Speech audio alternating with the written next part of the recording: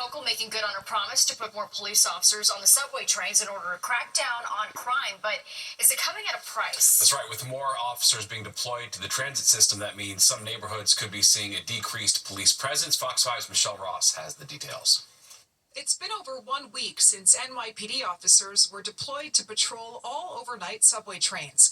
The move by Governor Kathy Hochul is meant to reduce subway crime, but reassigning hundreds of police officers has taken them away from local precincts. It's extremely disappointing because we love the cops. We want to see our cops. We want more cops. The Upper West Side Coalition of Block Associations and Community Groups was told on Monday during a community council meeting that they'd be losing 15 newly assigned officers. In November, New York City Council member Gail Brewer sent a letter to NYPD Commissioner Jessica Tisch regarding a rise in crime and requested additional officers in her district. In January, that request was granted, and 15 additional officers were assigned in the 20th precinct.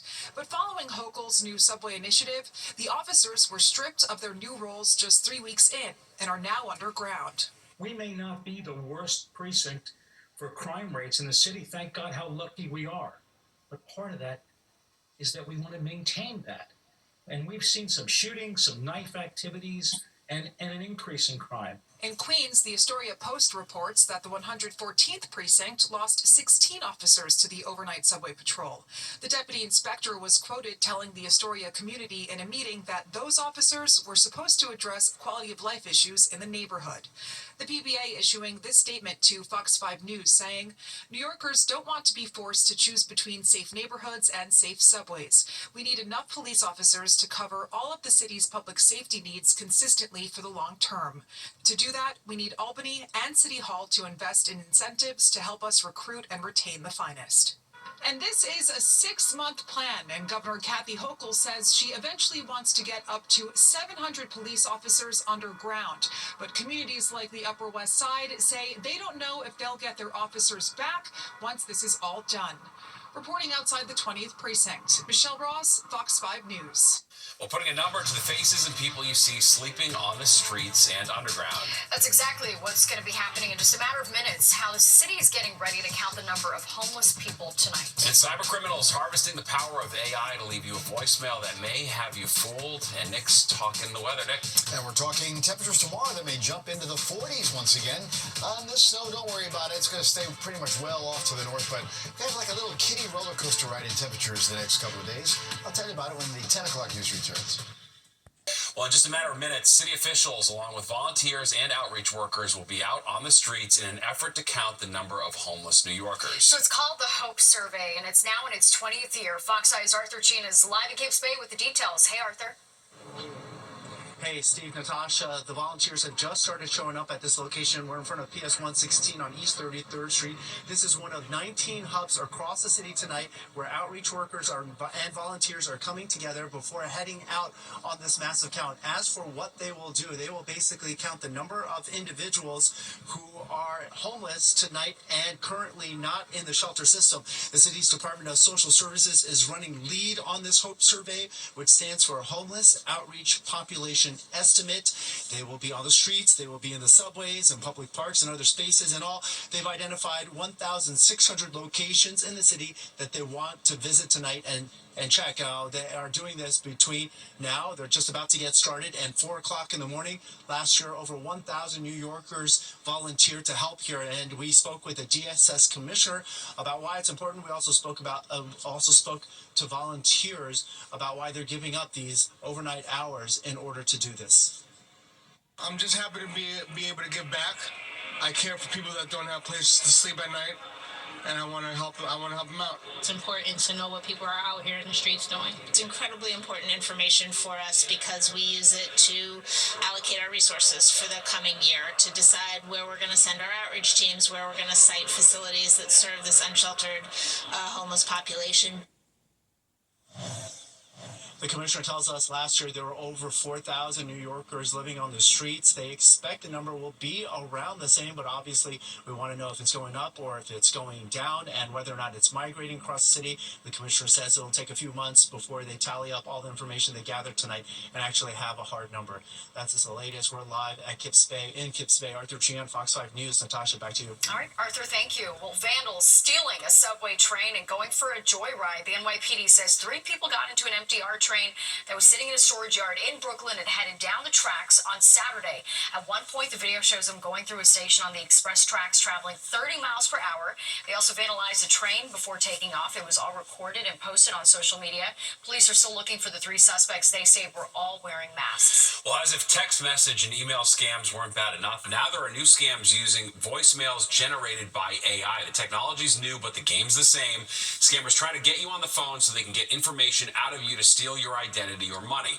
Justin Calpos, a cybersecurity expert, says we are just at the beginning of this new wave of scams, and if enough of us are fooled, it'll be here to stay. Cyber criminals tend to use things that are cost effective and, provide them with good revenue. And so if people are getting tricked by these, it's certainly the cost of doing something like this has dropped dramatically. And one easy way to protect yourself, don't give your phone number to anyone if they don't really need it. The massive wildfires in California are now more than 95% contained thanks to much-needed rain. State officials also lifted the last remaining evacuation orders, and as California focuses on recovery, President Trump is claiming that state policies prevented adequate water supplies from reaching the area and that the military had to help get the water flowing. California's Department of Water Resources said the president's comments are not true. In a statement, they said that the federal government restarted federal water pumps that were offline for maintenance. So there's no relationship between California water policy and the fires in Southern California.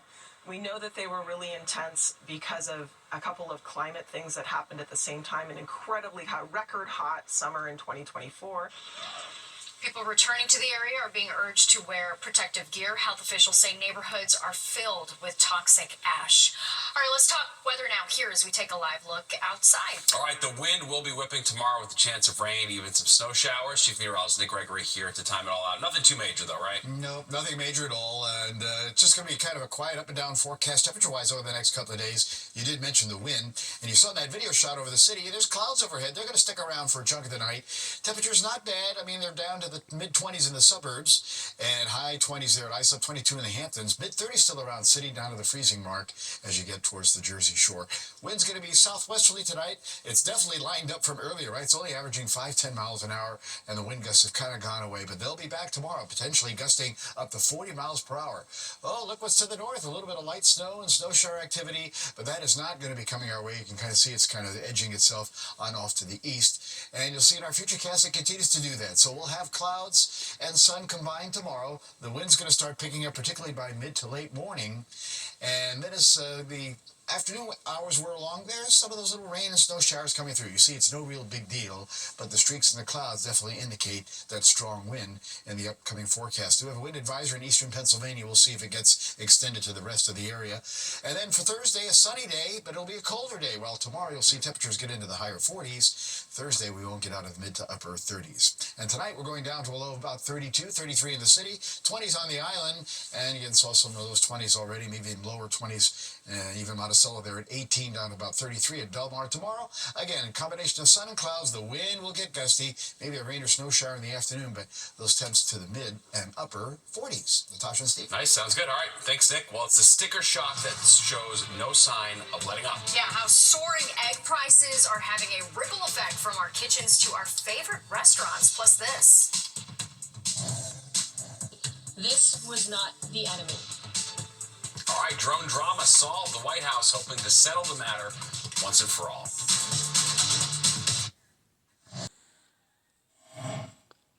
It is now 89 seconds to midnight. The doomsday clock's been set closer to midnight. The Bulletin of Atomic Scientists say they moved the minute hand on their clock to 89 seconds to midnight, the closest it's ever been, because they perceive the world has not made sufficient progress on existential risks threatening humanity. Among those risks cited, the potential for nuclear war, failure to address climate change, and the potential threats posed by artificial intelligence.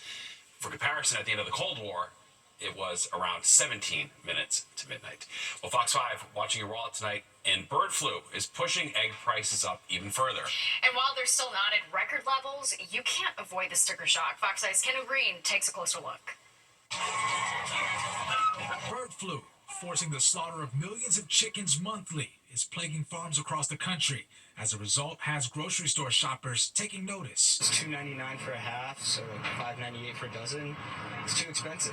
As the price of eggs are jumping off those receipts. Everyone's going for the Vital Farms, though. It's like $10. A source of frustration for New York shoppers and beyond, as the national average for a dozen eggs hit $4.15 last month. As long as bird flu continues to affect different farms around the country, we're going to continue to see that type of prices. Farmers feel the impact of the bird flu much sooner than consumers. They're shelling out thousands of dollars on measures to stop the virus, as the Department of Agriculture spent $1.14 billion refunding farmers for the birds they've already slaughtered. Anne-Marie Rohring with 210 Analytics shares without a breakthrough fighting the bird flu, egg prices won't be heading down anytime soon. The industry is doing everything they can to control the issue, and certainly the United States is not the only country that is dealing with bird flu. We're seeing it flare back up in Europe and Asia and other parts of the world. I'm not maybe buying as often. I'm trying to stretch it with the egg whites and then the whole eggs, and I mix them, and that's the way I kind of get my protein in the morning. So for those like Regina aiming to stretch their supply and their dollars, the problem's not going away. So again, utilize these welcome coupons.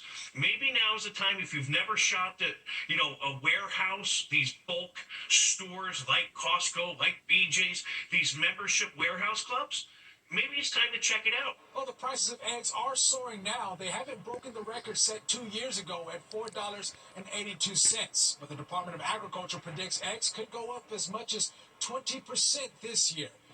On the Upper East Side, Kendall Green, Fox 5 News. Well, it dominated the headlines in the months leading up to the new year. That's right, those drone sightings over the Garden State. Now the White House says it has the truth behind the drones. Plus, I think it's fairly safe to say it's one of the oldest book returns in our history. For the first time, the sun is rising on this classic Hemingway novel at a local library after it was checked out more than 5 decades ago. You're watching the 10 o'clock news. It's a story that dominated the headlines: mysterious drone sightings over the skies of New Jersey. The sightings then seemed to vanish just as quickly as they started. all right, now the White House says they have an explanation for it all, and as Fox 5's Linda Schmidt shows us, it's a simple one. During the drone panic in New Jersey in November and December, President Trump criticized the Biden administration for keeping the public in suspense about where the drones were coming from. Today, Trump's White House press secretary saying the mystery is solved. The drones that were flying over New Jersey in large numbers were authorized to be flown by the FAA for research and various other reasons. The fact that they say, research, and other things. Well, what are those other things? Those are the questions that people have. We still have no answers. The mayor of Belleville, New Jersey, disappointed in the latest attempt by the White House to explain the presence of the drones. At one point, the FAA even imposed a temporary ban. The FAA 3 weeks ago was telling us when they did the ban that they have the authorization to shoot down and use deadly force. Nowhere did they say, oh, by the way, it might be us, or by the way, we do know. Just come clean with folks. What's going on here? New Jersey Congressman Josh Gottheimer says now he has even more questions. I'm writing to the FAA tonight to ask them, what do they mean by research and study? Both the Biden and Trump administrations have reported that some of the drones were being flown as a hobby by private drone owners, and there was no threat from an enemy. Brian Boyd has more than 30 years of experience in intelligence and counterterrorism. In a peacetime in our country, the real question is, what kind of research and for who? Linda Schmidt, Fox 5 News. President Trump signing another executive order today, this one aimed at restricting gender transitions for people younger than 19. Trump said the U.S. will rigorously enforce all laws that prohibit or limit these types of procedures, but major medical groups like the American Academy of Pediatrics quickly responded, saying in a statement that parents and families should be free to make medical decisions informed by their doctors and the available science without the interference of politics. New York State Public Schools and other schools around the country working to protect their students from Trump's new immigration law. ICE can now raid churches and schools, and that is ramping up fear in the migrant community.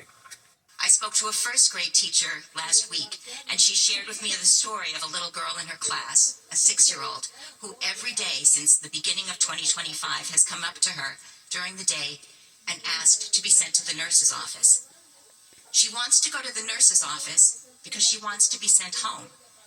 And she wants to be sent home because she isn't sure if by the end of the day she will be able to be united with her mother. Experts say school children are protected by a number of interlocking city and state laws and policies. So far, there are no reports of ICE visiting New York City schools. Israeli Prime Minister Benjamin Netanyahu says President Trump has invited him to the White House. Netanyahu says he's scheduled to meet with Trump on February 4th, making him the first foreign leader to visit the White House during Trump's second term. The meeting will take place during a fragile 6-week pause in the 16-month war between Israel and Hamas. Caroline Kennedy urging the Senate to reject the nomination of her cousin, Robert F. Kennedy Jr., for health secretary. In a letter sent to lawmakers, she called RFK Jr. a predator who is addicted to power and said his views on vaccines are disqualifying. Caroline Kennedy also shared personal info about their lives growing up, describing his repeated drug use and detailing instances of animal abuse. I watched his younger brothers and cousins follow him down the path of drug addiction. His basement, his garage, his dorm room were always the center of the action, where drugs were available, and he enjoyed showing off how he put baby chickens and mice in a blender to feed to his hawks. It was often a perverse scene of despair and violence. So far, RFK Jr. has not responded to questions about his cousin's letter. He is set to appear for Senate confirmation hearings tomorrow. Well, a big change on Google Maps. They'll do as President Trump asks and switch the name of the Gulf of Mexico to the Gulf of America. Experts say Google may have faced legal consequences if they rejected the change. The president of Mexico, of course, keeping the original name. Google also says it will change the continent's tallest mountain in Alaska, Denali, back to Mount McKinley. Former President Obama changed the name to Denali in 2015. Well, once upon a time, there was a book checked out of a Connecticut library that wasn't returned. And for more than 5 decades, there was a beginning and a middle to the story, but never an end. Until now, Fox 5's Richard G. Kovas reads us the final chapter. Look what we received today at the library. The great Ernest Hemingway once said, "There is no friend as loyal as a book, even if that book is 7 decades old." I think it's fairly safe to say it was one of the oldest book returns in our history. This 1954 copy of Ernest Hemingway's first novel, The Sun Also Rises, is finally back where it belongs in the year 2025. Returned to the Greenwich Library, well, let's just say way past its due date. I was recently going through some old boxes and found this book. I reread it and am now returning it 56 years late. A librarian got the surprise package in the mail last week. We were like, wow, this is the coolest thing ever. Obviously it's a really classic book. It's really popular, something we still have in our collection, but we were so excited to see, an old book returned to us so many years later. Greenwich Library did away with its late fees a few years ago. Otherwise, this return would have amounted to quite a large sum of money. We calculated on a 10 cents a day, this would have been $1,970.70. If you were still... If we were still collecting. So this 70-year-old copy of The Sun Also Rises won't be available to borrow anytime soon here at the Greenwich Library. Library officials are planning to preserve this copy, but there are plenty of other copies of Hemingway's first novel that are still available to borrow here. And for the person who sent back this book, albeit a few decades late, along with the note, they sent back a small donation, which will allow the library to purchase more copies of this title, a title that is already growing in popularity. We're just tickled pink by the attention that it's got. So expect to see more copies of The Sun Also Rises in the fiction aisle on the second floor of the Greenwich Library. If you're a Greenwich resident or you work in the town, feel free to borrow it. Just try to bring it back before the next century. In Greenwich, Connecticut, Richard G. Kovas, Fox 5 News. Pretty wild. Yeah, I pretty love wild those stories. story. It finally got back where we're supposed to be. Nice. Well, if you're looking for a safe space to smash stress, look no further. Smash It Therapy on Long Island could be for you. We're going to show you how it works. And you've heard of budgeting, but this might be taking it too far. Why some people are embracing No Buy 2025. Let's face it, we all have days where we come close to reaching our breaking point. All right, and if you need to let it out in a safe space, maybe Smash It Therapies for you. Fox 5's Jody Goldberg takes a swing. It may not feel as good as winning the U.S. Open, but Smash It Therapy is serving up the sweet sound of rage. One glass, electronic, or just about anything else you want to smash at a time. Most people think they're going to let out frustration, but the minute you start breaking stuff, you start laughing. It's silly. Relationship gone bad, or a rough day at work. I tell everyone when they go in the room, scream bloody murder for all I care. I'm getting ready. Suit up and get your safety gear. And also get a crate with some 24 Grandma's china? miscellaneous items. Cinnamon, anyone? Don't forget your DVDs, The Hangover? CDs, Sorry, Josh Groban. and yes, VHS tapes. The Titanic. It was too long, the ending. It's time for it to end. You get lost in that table and you forget things existed. There's stuff in there that you might remember from middle school. And you might have hated somebody over it. You might have loved somebody over it. All right, let's do it. Walk inside one of the therapy rooms. We have an org theme in this one. The other one's kind of an office, and we have a safe. And then we have kind of like a gaming room. Grab a tool. Hockey sticks, golf clubs, I mean, you name it. Choose a target and let everything you've bottled up inside out. It's like venting, but physically, and it's accomplishing the same thing. And if you're looking to be even more daring or destructive, what about a printer, a stereo, or a flat screen TV? Leave it all behind. And we get to clean it. Or in this case, on the floor. In Westbury, Long Island, Jody Goldberg, Fox 5 News. I've done this before. Yeah, it's a good looks way fun. to release the rage. Indeed. We need that. Safe outlet. Well, it is the latest trend that has people pledging to spend less in 2025. Very interesting. Why more and more people are ready to let the plastic breathe and limit their new purchases. And speaking of money, you may want to start No Buy 2025 after we tell you how much the average Super Bowl party is going to set you back. If you're still trying to pay off the debt you piled up in 2024, maybe you want to make 2025 a no-buy year. Okay. It's actually a thing, and as Fox 5's Teresa Priolo shows us, more and more people are jumping on the no-buy bandwagon. There's a new shopping trend anticipated to take over in 2025. The rise of the Buy Nothing group, which is exactly as it sounds, a way to barter and trade the goods you have for the goods you need or want. Liesl Clark is the CEO of the Buy Nothing Project. The Buy Nothing Project is the world's largest network of gifting communities, which means we are hyper-local gift economies that are in any community that anybody wants to have one. And we enable people to ask for whatever they want, give away whatever they have in excess. Go ahead and search Facebook. There's a good chance every single town or neighborhood around you has a Buy Nothing group, and usually they have thousands of members. Users are trading everything from couches to cookware, from the ordinary to the obscure. We have 1.4 million people who are in the Buy Nothing app and 12.5 million people in Buy Nothing Facebook groups. The whole idea of Buy Nothing groups, or this idea of a gift economy, really goes hand in hand with the idea of underconsumption. But the financial expert I talked to said, really, this all goes back to the economy. I do think this is a year where we are going to see a much more mainstream discussion when it comes to Buy Nothing and Buy Nothing groups, because people are very concerned about inflation. We did think we would see lower prices going forward, but the fact is, when we go to the grocery store, when we go to the mall, when we buy the things that we want to buy, we are seeing those higher prices, and people are just getting fed up. Then there's the idea of saving the planet, consuming less, and for some, it's also a practice in self-control. In Totowa, Teresa Priolo, Fox 5 News. All right. I've already. Yeah, we blew through this year. Maybe next year we can start it I off try, fresh. and then it's just so easy to do Apple Pay on your It's so phone. easy to spend money, no doubt It's out about of it, control. for sure. All right, let's go to Nick now for a look at the weather, especially when we've been trapped inside. I know. It's It's like not even the cold. weather can deter you. No, I know. It probably makes it worse. I do think it makes it worse. You sit there in front of your computer and That's right. click, click, click, and the next thing you comfy know, under the covers what with did I just Amazon. spend? Yeah. Exactly. So, all right. Well, you'll try to get out and about tomorrow. Just be careful with the wind because the temperature is going to be better. It's going to be in the mid and upper 40s, but the wind is going to get strong and gusty. So, putting a little edge on those 40-degree temperatures. Some clouds are still overhead right now, but we managed 42 for the high, 37 for the low, and again, that's definitely a bit above average. No record, 66 -2. The split that was back though quite some time ago. 7:09, sunrise down now at 5:09, and well, that just ticked down to our new low now for the day, 35. But it is cloudy, mostly cloudy anyway. Wind southeast, but it's lightened up. Humidity 42%. Pressure is now falling again.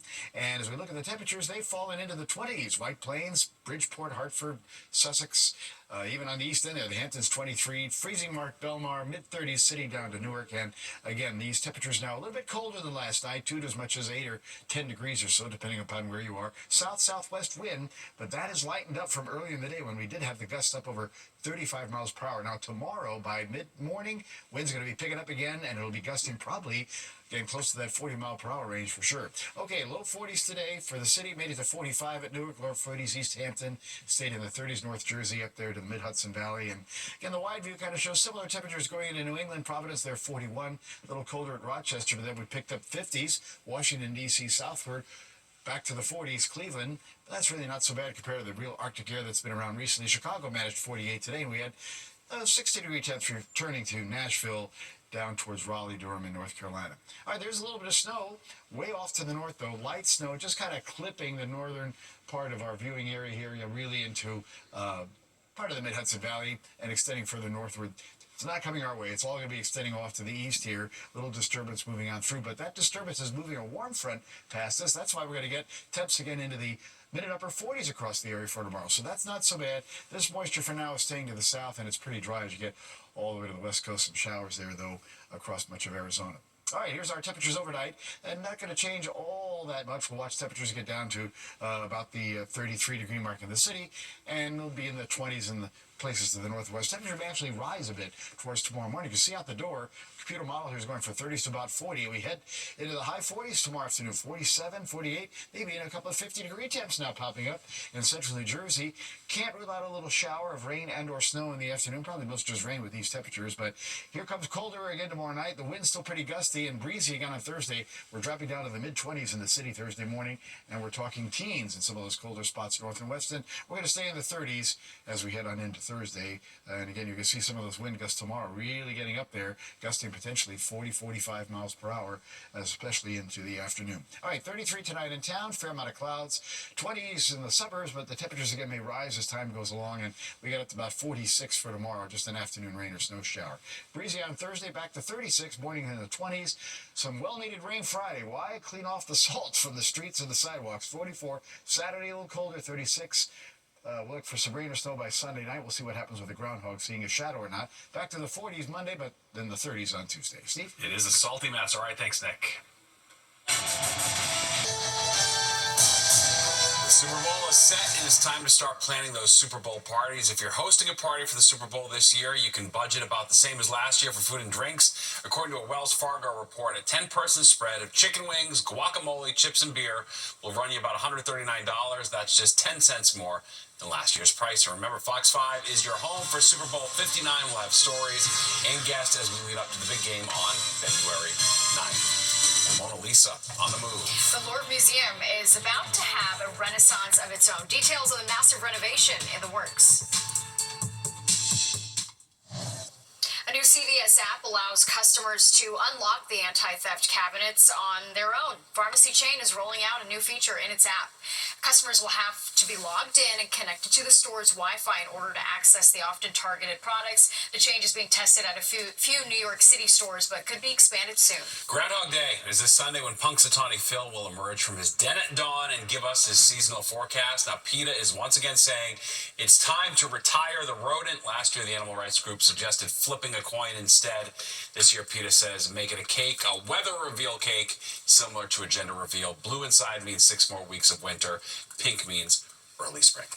Mona Lisa is going to move as part of a massive makeover at the Louvre. The project is called Louvre New Renaissance. It will include a new entrance near the River Seine and the creation of underground rooms, one dedicated solely to Leonardo da Vinci's masterpiece. The last time the world's most popular museum was overhauled was back in the 1980s. The new project is estimated to cost more than $800 million. It gets hot in there when you're trying to see the Mona Lisa, for sure. All right, well, there's more of the 10 o'clock news straight ahead. But first, here's what's coming up next on Good Night New York. Mets Hall of Famer Doc Gooden visiting children and adults with intellectual and developmental disabilities. Gooden brought cheer to AHRC's Learning Center in Midtown today. I've been doing this for a while, different things, just giving back and sharing my time. But also looked at last year when the Mets retired my number. It comes with a responsibility, and that's representing the team, the organization, the best way I possibly can.